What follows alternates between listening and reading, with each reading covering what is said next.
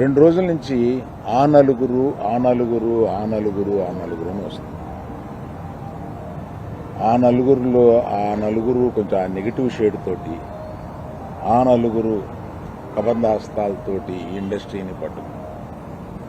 బాబు, ఆ నలుగురికి నాకు సంబంధం లేదు, ఆ నలుగురిలో నేను లేను. ఆహా, అసలు ఇది 15 సంవత్సరాల క్రితం స్టార్ట్ అయింది ఆ నలుగురు అని. ఆ నలుగురు ఆ తర్వాత ఆ 10 అయింది, అది ఎవరు పట్టించుకోలేదు. ఓ 10 మంది దగ్గర ఉన్నాయి థియేటర్లో.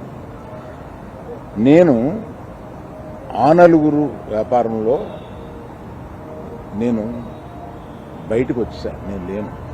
కోవిడ్ ఆ టైంలోనే బయటకు వచ్చేసాను.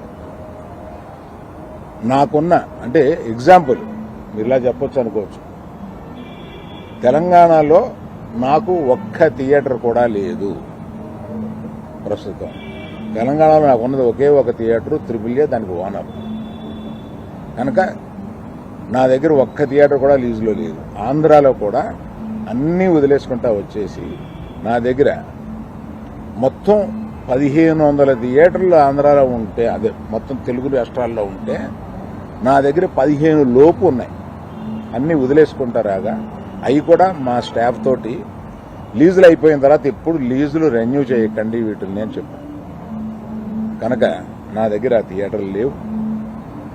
ఎందువల్ల నన్ను అంటే పాత అలవాటు కొద్దీ అందరూ నన్ను ఆ నలుగురులో అదేదో ఫోటోలు వేయడానికి మాది బాగుంటాయి కనుక అందరూ పెద్దల ఫోటోలు వేస్తా, విమర్శకు బాగుంటుంది కనుక కొంచెం అలా విమర్శిస్తున్నారు.